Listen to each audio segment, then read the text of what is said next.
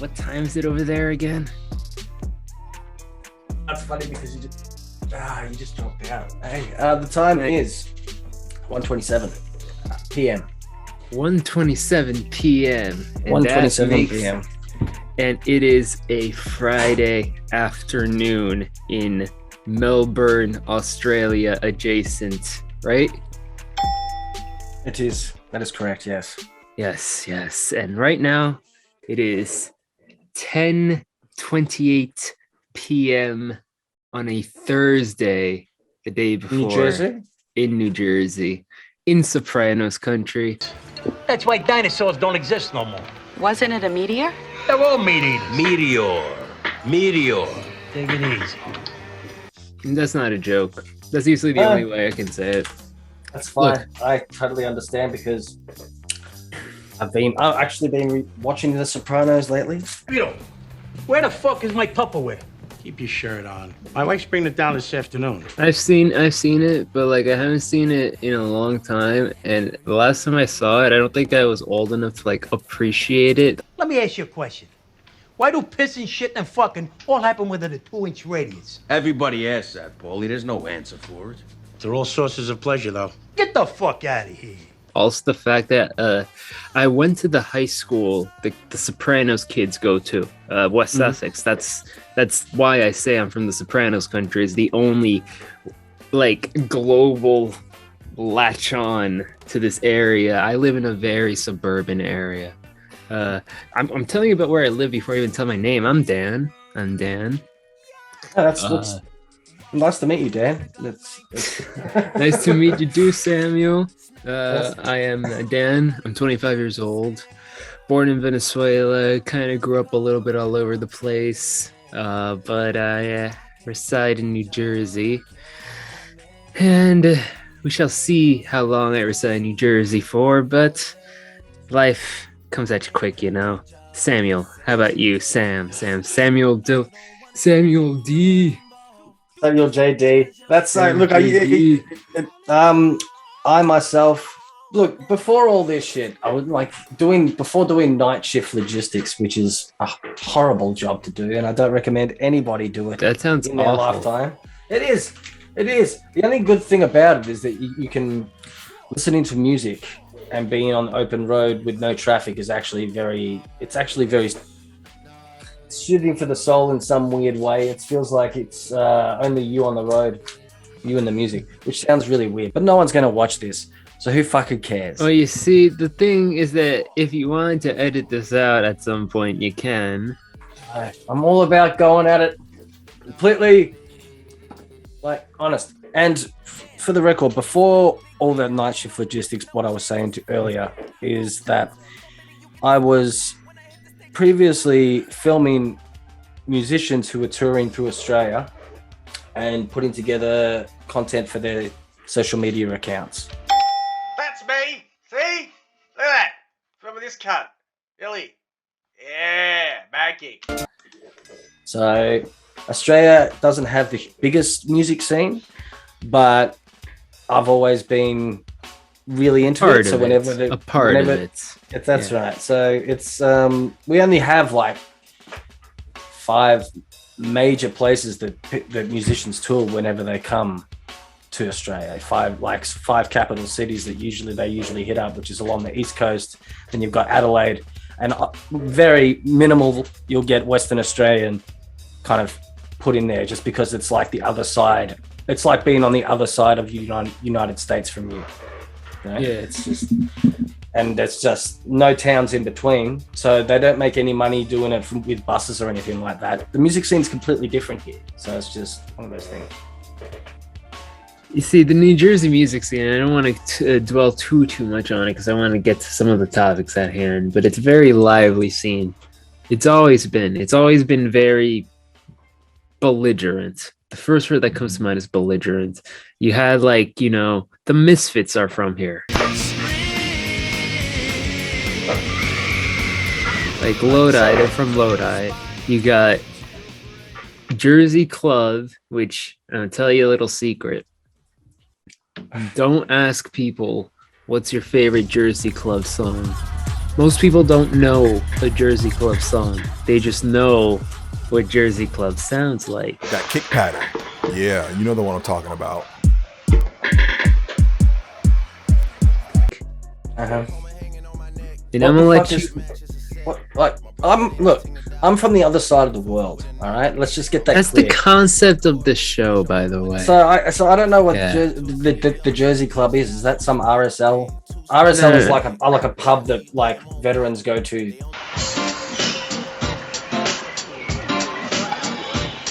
It's the weekly crosswords and cards catch up at the Ballarat RSL. They get a free veteran card and drink. Jersey Club is a genre of music. It's a genre of music where it's basically like, okay, Baltimore Club from Baltimore, the city, in Maryland. It's south of Jersey.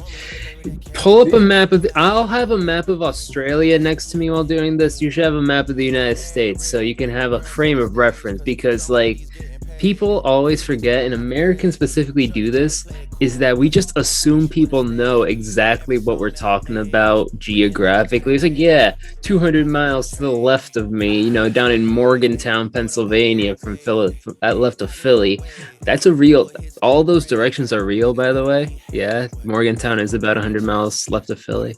But the point is, do not think that I can speak for all of America. I can speak for a very specific section of New Jersey, and my opinions as a 25-year-old who's been on the internet since he was 12. Okay.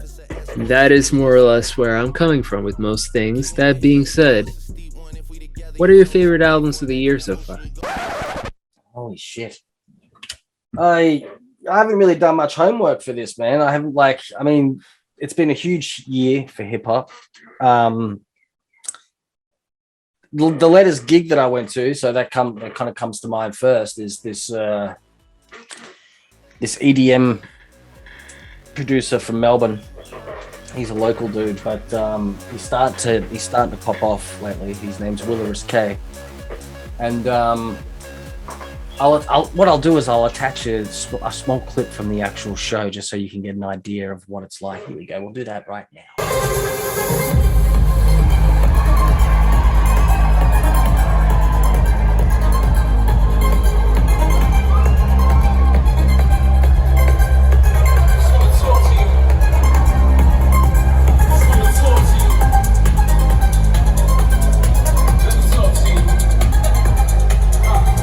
So that's Willaris K, and the show was awesome. And he does really great EDM where he utilizes the bass as a synth, which is so like you've still got the thud going on, but then the synth and it's hard to explain unless you actually listen to the dude. But my favorite album of the year so far, everyone's been going on about JB and Kendrick. I think my favorite song of the year was actually, I've got a chicken in my fucking study. One sec. Shit. It's okay. Keep the chicken around. It'll be a conversation piece. Come on, get the fuck out. Out. Good. Okay. Favorite album. Would have been great if we got DONDA 2. Money walks.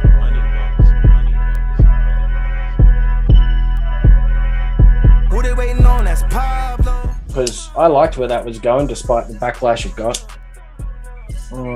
I mean, like, the DONDA 2 rips I've heard, right? I am kind of, let's just say I'm kind of glad it's not as easily accessible as maybe it deserved to be, you know. DONDA, I like DONDA. Last year's DONDA was fine. It was more than fine. I thought it was great. It was a little bit of... He put a lot into that. He put a lot into that album. Yeah, without dwelling too much on an album from the previous year, when should we talk about this year? I thought that compared to DONDA 2, DONDA's towers above. But Kanye right now, He's been locked out of his Twitter account now, the platform suspending him after an anti-Semitic tweet. That tweet said, quote, "When I wake up, I'm going DEFCON 3 on Jewish people." Touchy subject. Let's leave it at that. Yeah, we'll tackle that episode 3. We can't do a pilot. There's a whole podcast there. There's a whole podcast. There's a whole episode there on that one, my friend. Nice. I get it. And as someone who hasn't actually listened to much of his earlier stuff, like the Graduation albums all the way through or anything like that, I've heard the singles. Yeah. I got onto Kanye when I was working at a record store. We've got something for everyone. Check it out now. Hello and welcome to the record bar at JB HIFI Hurstville. My name is Daz. We're here in the heart of Hurstville. Yes, the most wonderful place in the world, which is like Disneyland on crack. Because I was into metal music for a long time, but I got into Kanye when I was working at this record store, and everybody got to pick an album that would get played throughout the day. Hey, let's sing those birds. I got a brown. Anybody got brown? Brown. No. Orange. Oh no. So it would force us to listen to everybody else's tastes in music, and I got to know Frank Ocean when Channel Orange dropped through that, and I thought it was fucking incredible. At first I thought it was fucked because I was listening to that Super Rich Kids and I didn't understand hip-hop, so I'm listening to fucking Earl Sweatshirt going, man, this guy sounds like he's about to fucking hang himself. You can't imagine. We are the Zanny Nash and Caddy smashing, Bratty assy, Matty snatched his daddy's jag and used this shit for batting practice. And then little did I know, after listening to like a few years later when he released I Don't Like Shit and I Don't Go Outside, I was like, fuck, this guy does want to hang himself. But he's he's channeling it into his art and actually making something that other people can actually feel how he feels through. And I fucking loved that album because of that. And it kind of all branched out from working in that place, man, you know. Speaking of Earl Sweatshirt, he's probably one of my highest honorable mentions, and I'd probably even say a little more than honorable mention with the sick exclamation point. Yes sir, think I already feel it. Sweatshirt, cause you know our revenge is best served. Cold dish. There were some very quick, hard-hitting, emotive, sludgy is the word that comes to mind. Yeah, I loved that album. I want to see if I can actually bring it up, and because that was one of my favorites for the year, and it completely went over because there's been so much that's come out this year, man. It's and like Earl Sweatshirt for me, he's always been that guy just to go straight for lyricism. Doesn't really spend too much time trying to be fancy. Yeah. It's just, I'm gonna sit down, I'm gonna write poetry, I'm gonna grab a microphone, and I'm gonna say it. And that's it. I don't need to do anything more than that. And a lot of recent albums have been doing this. It's just the unexpected bass on some of these tracks. You know what it is. Don't overreact. I'm 26. Heavy, piano laden, but when there's a low rumbling earthquake, you know, it just fits the vibe of so many of these rappers. And a couple more honorable mentions I have would probably be YEAT, Too Alive.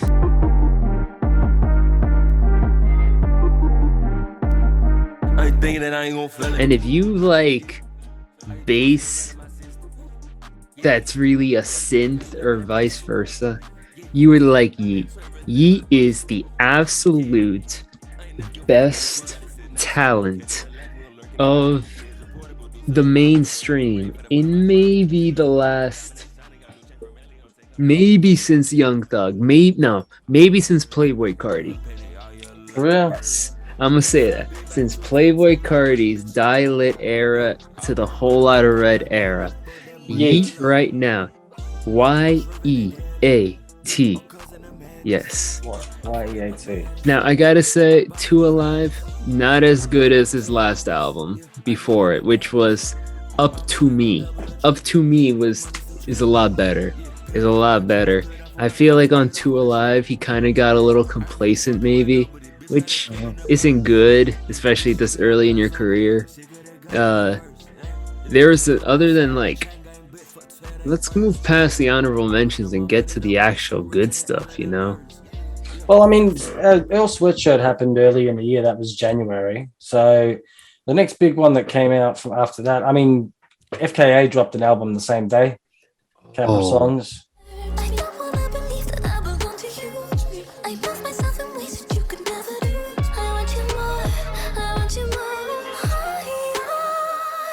Let's talk real quick. Let's talk about that. Do you have opinions on that one?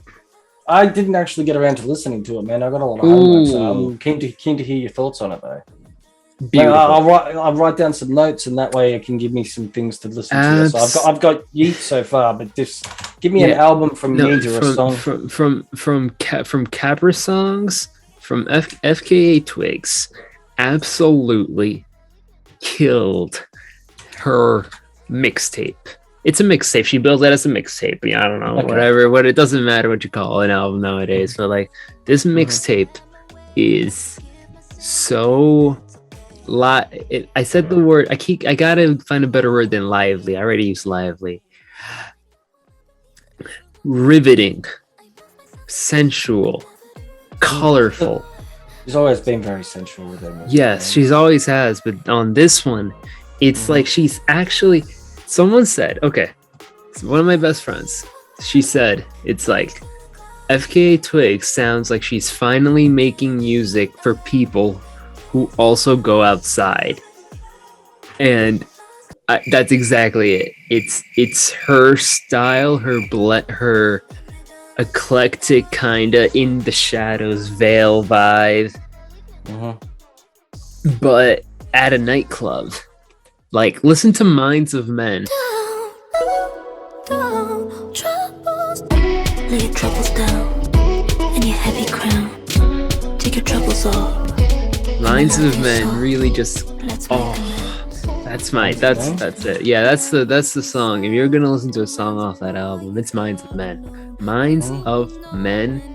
The drum patterns skitter in this dance that's just wonderful. Oh man. So I think the thing that's great about Caprisongs is that it kind of captures a trend of people loosening up a little bit after being cooped up in a pandemic for a year and a half. And because every single album I feel like came out in 2022, from The Weeknd's Dawn FM to even the one I want to talk about next, which is Pusha T's It's Almost Dry, they all seem to have come from a place of, I'm sitting around, I got nothing to do. Well, yeah, a lot of people were doing that throughout COVID, I think. Yeah, and there's like, but it's a nothing to do that's not fun. I can't accomplish anything. So they, in this case, I feel like FKA really captured the reckless abandon that kind of developed this year, in the sense that it's like, screw it, I'm gonna go to a club. It's a Tuesday, but let's just do it. It's a Wednesday, but let's just do it. Like, you know, it doesn't matter. Definitely. I'm gonna throw it back to you for a second. Tell me an album, and then before I get to the Pusha T album. Wasn't really. I mean, Lupe Fiasco released a new album this year, which was it was good. Headshots, cut off all my dreadlocks. I ain't want a head wash no more. What you mean headshot? Nigga said headshots. Nigga like a helmet with a GoPro, but I mean go 13 genius cause the verse mean. Remember we earthlings, nigga. Can you put that in slow mo? Hope so. Headshots. It was good. I mean, but the thing is, he doesn't get a lot of help from many other people these days because he likes to run his mouth off everywhere else. There's heaps of fucking videos that he released on, like, I'm pretty sure it was either Twitch or YouTube or something like that, of him just name dropping about Kanye and all the shit that was going on behind the scenes when he did that fucking collaboration with him and all that kind of shit. Do you want a lawyer? No.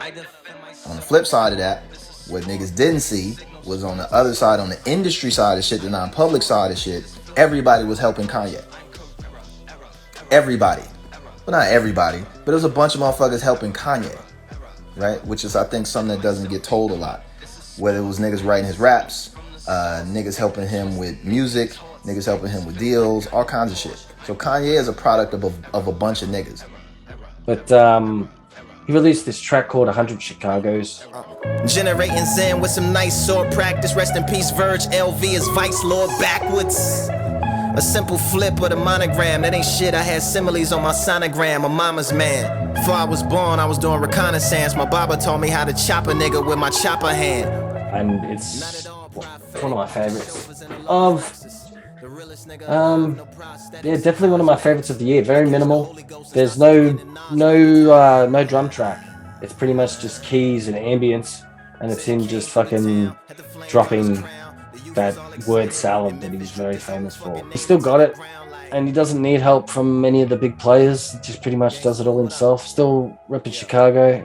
The other one that I really enjoyed, I didn't really enjoy it as much as everybody else went on and on about it, but Denzel Curry's Melt My Eyes, See Your Future was a really good. That's very solid. Myself and I like daylight, got in touch with my soul, trading softly on the path down the rockiest road. Life isn't ice cream without monopoly dough. The property grows in value. Look, but I love the special edition where they did a bit more of a funkier, jazzier kind of version of the whole album, where it's almost like he's playing it in some fucking smoky jazz bar or some shit, or it's like a tiny guest concert that they've just attached to like the album. So it's really good. I didn't even know Cypress Hill released a fucking new album. Snoop Dogg released a new album. These all fucking flew right. Bro, nobody's listening to Cypress Hill in 2022's new album. I cannot believe you just out loud said the words Cypress Hill released an album. Are you fucking kidding me? They were like back in the day. Mexican. Oh, it's just what does that mean? I don't know. That's why I laugh. It's I don't know. They were the first. It's actually delving into an interesting topic here, man, because I know that 6ix9ine gets a lot of flack for saying the N-word. I tell a nigga don't dick ride, don't blink ride, leave it because he's Mexican and well. But I'm pretty sure Cypress Hill were one of the first people to do that because I'm gonna tell you right here. Insane in the Membrane, he's talking about, he says the M-word quite a bit, and he's Latino. He's. It was a group of white kids, you know what I'm saying? I'm Latin, so I don't know. You could pass off every now and then because sometimes you be looking white. Sometimes you be looking a little light skinned, Latin. So that's a blessing. So what does that sit? I'm gonna tell you something right here.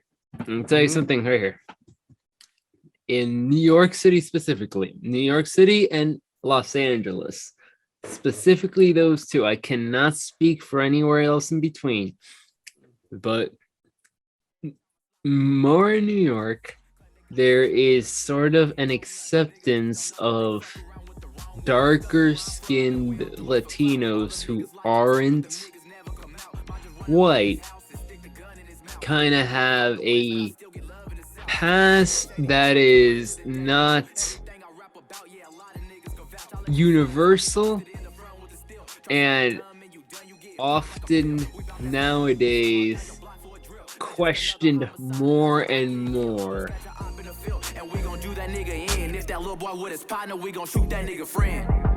As it should be. I don't say it. Let's just really quickly get that out there. I do know Latinos who do say the N-word who are a little darker skinned than me, but they're also not black. And that is, in my opinion, kind of risky. Yes, let's use that word. Let's use the word risky because it's the only thing I can describe as it's like, why are you in 2022 trying to fish that debate out of people every time you say it? Especially because at best you're gonna get a debate that's uncomfortable, that's already kind of been settled, you know? So, and here's the funny thing is that this very recently, Fat Joe came under fire for this because he used to say it a lot.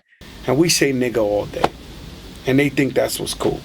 So if they like, yo, what's up, my nigga? Oh shit, you a racist. You know they ain't really mean it racist. You know our sister ain't telling her, yo, what's up, my nigga, racist. She's saying, what's up, my nigga?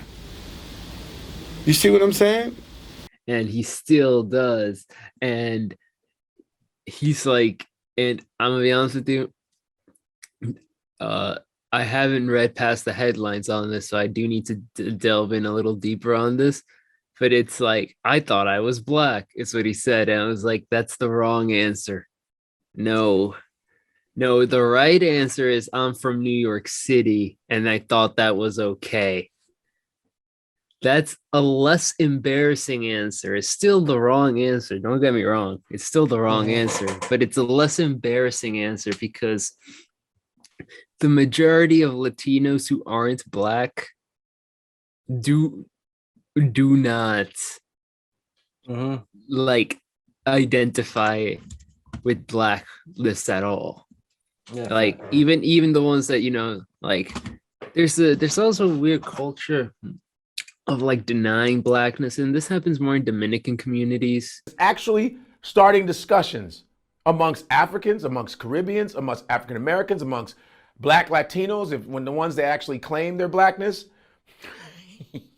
Sorry guys, but some of you guys be like, I know black, imposible, I know black, I'm Dominican, I'm Puerto Rican, I know black. Be looking just like me. Be having the same hair. I be touching it like, it's not the same, it's not the same. It's not the same, papi. It's not the same. They try to salsa that shit off. I'd be like, no, it's not the same. I know black. Negro nunca. I know no, nunca. I know black. I'm like, no, you black. No. I know black. Dominica. I go, I know, but you're black. No, papi. I know black. No, black. Specifically, Dominican, Puerto Ricans, a lot of island communities. It seems to be a trend where they'll be like, I'm not black, I'm Dominican, even though they're very clearly black. They got features that in the United States would define them as that. Yeah, it's kind of why I feel Cypress Hill back then, they just like, screw it, because, you know, we're not, the idea is that they're not white. That's where kind of that's where the opening started for us. It's like, well, we're not white and we're kind of darker skinned and our hair looks closer to, you know, a little off, right? And we kind of misunderstood. That's my take on the whole thing, is that it's like, it's not okay that if you're Latino, unless you're an Afro-Latino, you shouldn't really say it. And if you do say it because you feel like you've earned it in some way, because there are some people who I would be less likely to call out on than like a suburban kid who goes to Catholic private school saying it. Wait.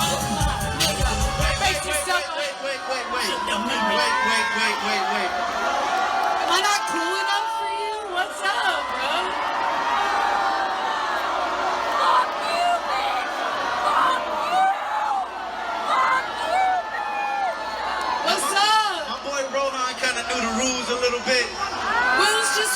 cool, bro. You have to work. You gotta bleep one single word, though. Oh, I'm sorry. Did I do it? Yeah, you did it. I'm so sorry. Oh my god. Should she stay up here, y'all? No, please keep me up here. I got you. I'll try my best. I'm used to singing it like you wrote it, bro. You sure? I swear. You got it? I promise. I'm probably more upset at that an actual gang member saying it. Come here, little nigga. And is that unfair? I don't know. Look, I'll never know. I'll never know. I'm on a different fucking continent. I have no idea how the culture works. I enjoy black culture immensely. I love hip hop. I love watching Atlanta. This dude, well, you can't spin with us yet, but then he goes and he plays Flow Rider. No. Back to back. So I calmly pulled him aside and I was just like, really, nigga? You actually said that? Yeah, man, I had to. And this is all stuff this is like most white people, man. Tell him that Flow Rider story. It's so funny. You'll tell him. Oh, yeah, so I was at a station party and a DJ, friend of a friend, it was awful. And, it's a big event for the station and party's going and he's ruining it. So then he goes and he plays Flow Rider back to back. And I had to go up to the booth, calmly take him aside and look him right in the eyes and just said, really? They absorb this culture through music and through entertainment. It is, and this is why I liked JID, who released a banger of an album this year as well. But my introduction to him was with Earth Gang, with that song "Meditate" that they put out just before they all jumped onto the Dreamville. I think it was as they were jumping on the Dreamville. I'm not too sure, but one of the lines he said to it in it is, okay, everybody want to be a nigga, but nobody want to be a nigga when it's time to be a nigga. So he basically said that's pretty much saying that everyone wants to take on the cool, but no one wants to actually take on, everything else that comes with it, which is what we've earned and what we've actually had to go through in order to get the cool. So stop trying to get the cool. Stop trying to adapt the culture. Stop trying to take it in, and appreciate it, but it ain't yours, and I'm fine with that. I know that. I'm not trying to make it mine. I'm trying to put it out there and appreciate it, and basically put people who would normally like. This is the thing, man. I have friends who I used to listen to bands like Pantera and fucking Sugar.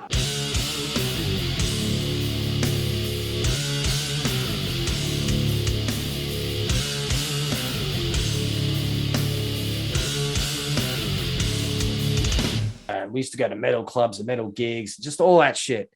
That was our culture. So when I try and get them into listening to Kanye, and they're like, Kanye is someone who I used to fucking like. We were driving out to metal clubs in 2005, 2006, when he was releasing the stuff that's most considered to be some of the best in his discography. Mm-hmm. And we would hear it on the radio and be like, the fuck is this bullshit? This is bullshit. This is just like manufactured fucking consent. It's just made in a lab to fucking accommodate the fucking, to the general population, and that's just what gets put into your head from the counter side of everything. It's basically saying that Kanye is a fucking egotistical prick, but that's true, and that's fine. He's allowed to be an egotistical prick if he actually earns that. If he earns his way into that. I'm not saying that the latest stuff is fucking excusable, because that, as you said, that's another episode. But in terms of everything that goes on in his documentary and how he says I am a god and all that kind of shit, I fuck with that. I fuck with it because you have to be able to fucking harness your own power in order to actually do great things. Otherwise, you're just going to be sitting in your own shitty nappy because it's still warm, and you're just going to be like, hey, I'm happy here. I'm happy with with this small pile of shit that I've got, instead of actually trying to fucking branch out. Because if he did that, if he said I'm happy with this small pile of shit, Kanye would still be just producing beats for people and he'd just be on the fucking credits. That's it. You see, I feel that the reason Kanye in 2022 says so many crazy things with reckless abandon. Hey, good morning, Kanye. Shut the fuck up. For his own reputation and the feelings of others is specifically because in 2004 to 2000, pretty much now, he has consistently shown anywhere from decent at music to beyond greatest of all time levels of music. This is true. And this is and because of that, it's specifically because we gave him so much praise on one thing that he thinks all his ideas are of that level. Now, you're talking about My Beautiful Twisted Fantasy? Yes and no. You gotta think beyond that. Think that's a great album, classic album. I love it to death. Kanye West cannot be good at politics. It's fine. He doesn't need, he never needed to be. And you as a fan defending his politics and his statements that are clearly the same thing with Trump, where someone who's not even not good at politics, not familiar with it, when they give speeches, they kind of sound like this bag bouncing idea, emotion instead, right? That's because they don't know what, they've never done it before, but they think they can do it. And that's fine, but you can't be like, you can't see a D+ effort and be like, well, you got an A in the other subject. Yeah. You know what I mean? I hear what you're saying. Yeah, like everyone, you're talking about the dick riders. It's like that's I hate the dick riders.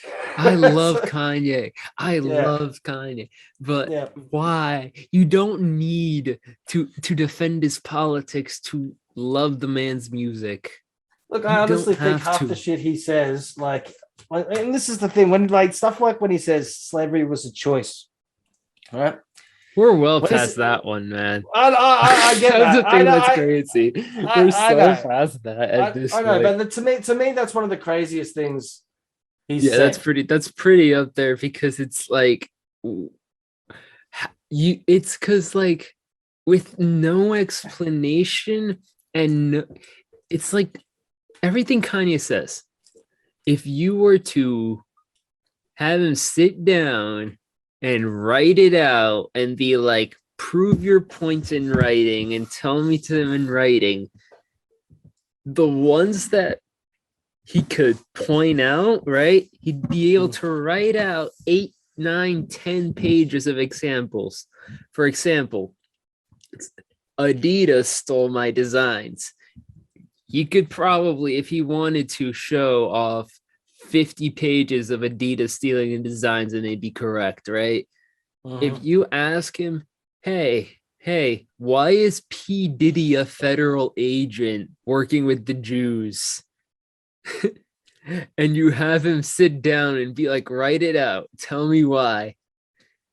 You get the ramblings of a crazy man. And people forget that both can happen at the same time. And it's up to you as an intelligent human being to not be like, oh, well, he was right about this, he must be right about that.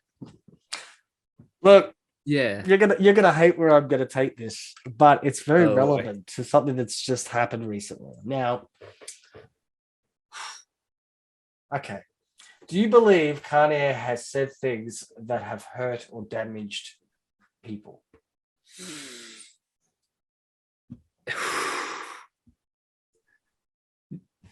Okay. Immediate circle of him, yes. I do think he's hurt his family. I do think he's hurt the people around him. What about the stuff in public about, you know, Lizzo and like, you know, the Jews and well, Jewish people. They see the thing about Jewish people is when he said that, all that stuff, and he specifically said the words, "I'm going DEFCON 3 on Jewish people." That's an insane statement to put in writing, man. And type out in your fingers and press send to millions of people. Dude, that's not a smart man. I didn't even know that's what he did. That's how he said it. That's how he said it. That's what I mean. It's not just vague references in music like a lot of rappers do. Don't get me started. That's a whole nother rabbit hole.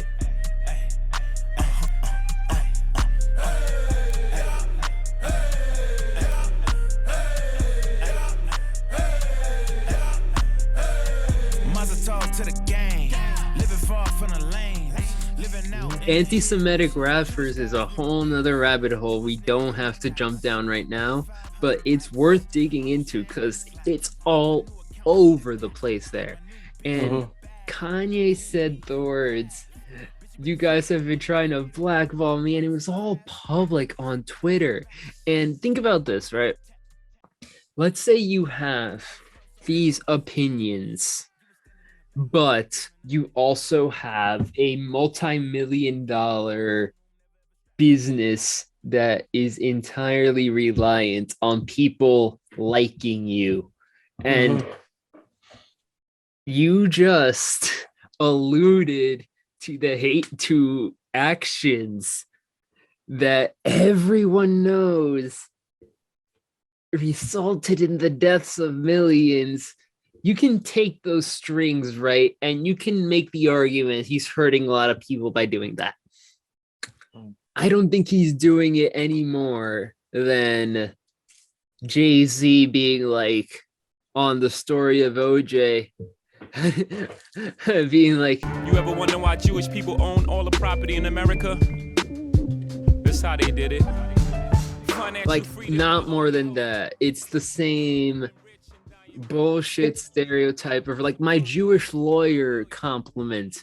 That's a very but you want to look, it's very compliment, interesting. It's a very interesting thing you bring up there with how Jay-Z throws that into his song and how it kind of gets like praised because it's artistically weaved into something that's entertaining, and it poignant, and very riveting. And there's another message in there that kind of goes in with all that, so that you can kind of read it from multiple angles. Now, if Kanye actually went to the effort of actually doing all that instead of just, as you said, putting it into his phone and then just sending send. The thing is that, like, I want to get back onto the topic at hand, which is albums of the year. And considering you just mentioned Jay-Z and we just mentioned big billionaire power stars, the Beyonce album.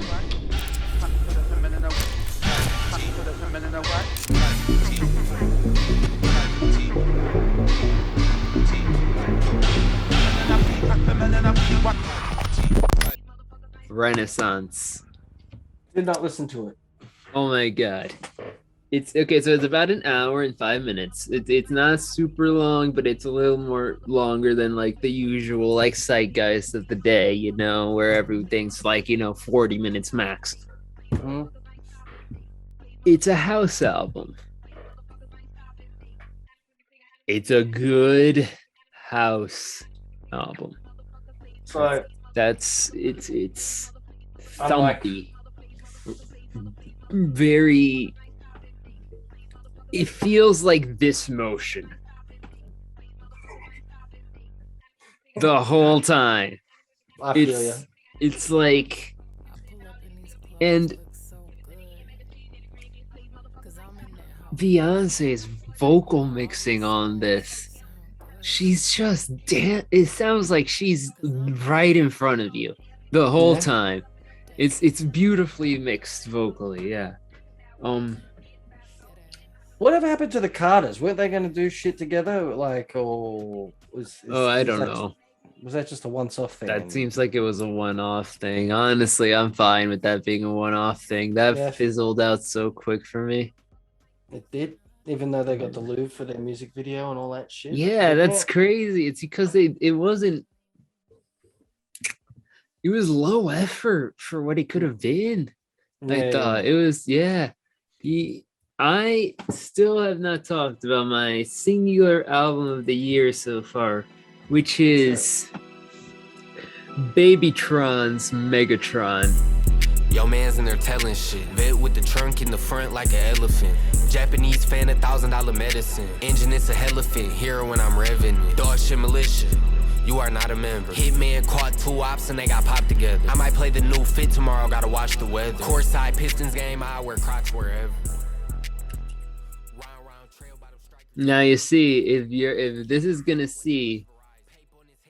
test your Gen Z taste buds, my friend.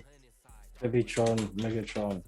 I hate when you have an album you consider perfect because it's a lot harder to pick one song, you know. So what's it called? Babytron.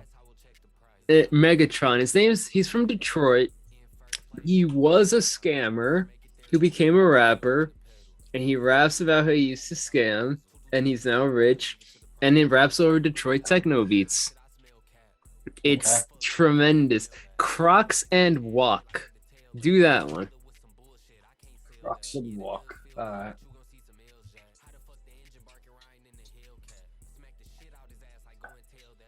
Babytron, Crocs and Walk. All right. Give me a sec. If I hear a sub, guarantee I got the Glock jump. Mirrors of the Swoobies or the purples, I don't rock hoods. I'll have to take some time with that one. I like the music. Like, I like the instrumentals are good. He's just sorry. Unique style, unique delivery, huh? Yeah. Well, look, I mean, if I can listen to Young Lean, I can listen to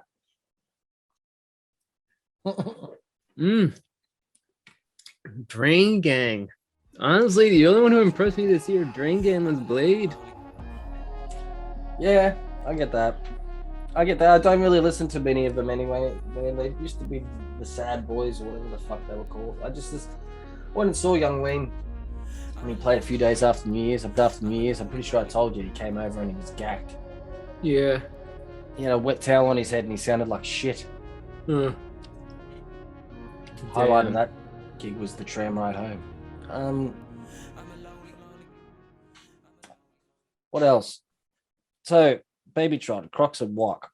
The thing, and I should let you know, he was part of a group called the Shitty Boys. He still is, and Shitty Boys.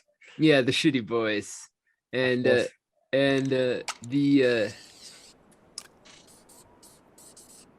their album Trifecta. And they had a sequel to it, Trifecta 2, that came out, but Trifecta's infinitely better.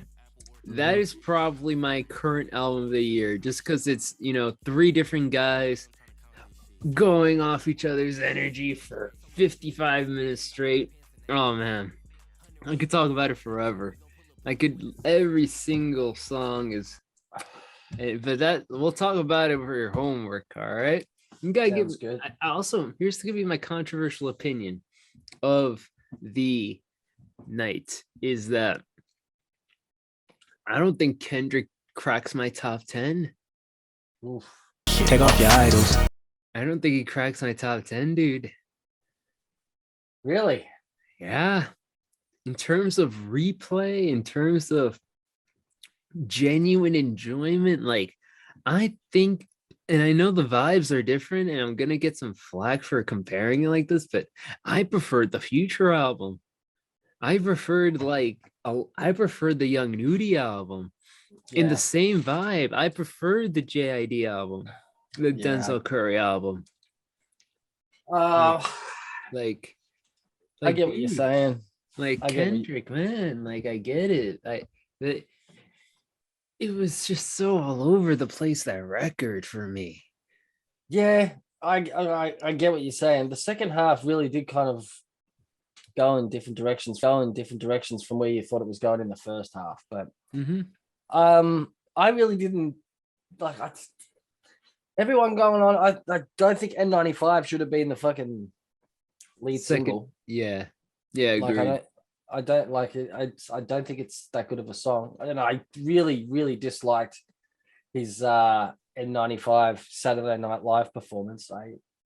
I've long stopped watching Saturday Night Live, my friend. He did a really good rendition of Father Time. I was until my partners that figured it out without a father. I salute you. May your blessings be neutral to your toddlers. Crucial, they can't stop us. You see the mistakes. Till then, I give the women a break. Grown men with daddy issues.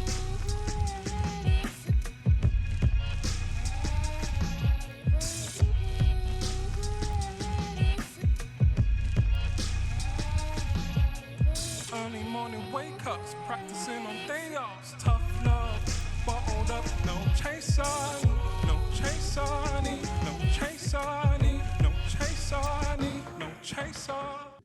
That he did, and that was a lot better. But yeah, it's I thought the songs that were actually really stand out are the ones that are kind of getting skimmed over by the people who want you to like pick a single.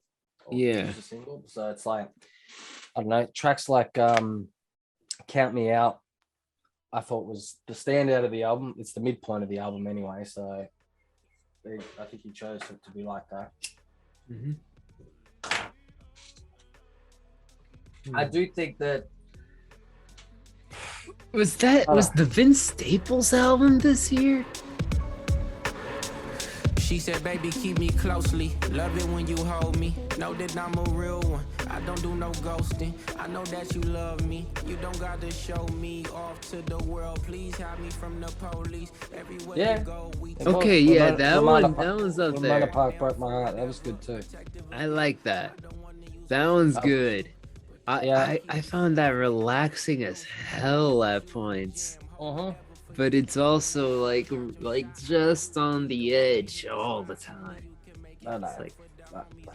I know. There's a lot of stuff that came out this year that's hard to kind of make.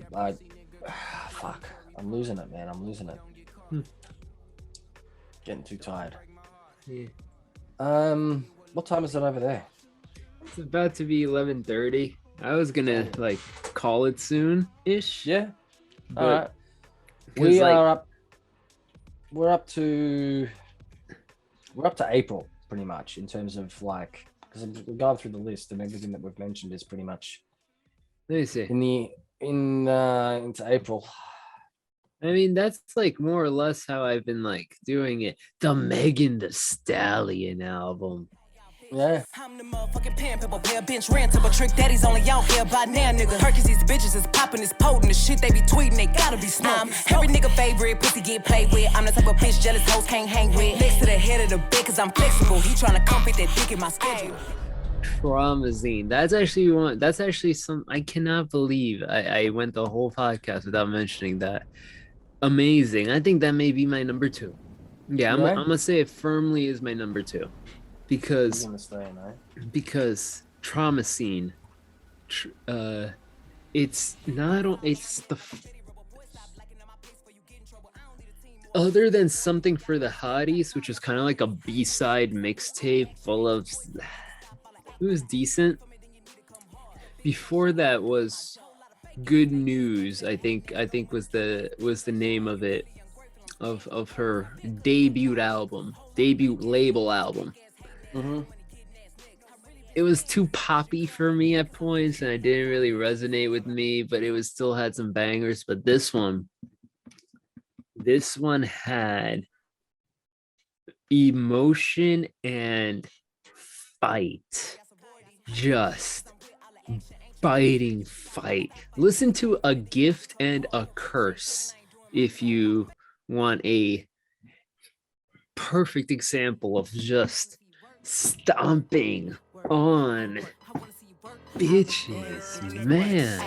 Yeah. Like, Right there, pick it up, throw it back, drop that shit. Never go back and forth with a nigga. I'm too pretty, gotta stop that shit. I'm lit. How Casamigos, my pretty white toes, my natural afro, my neck and wrist froze. Yeah. she is good.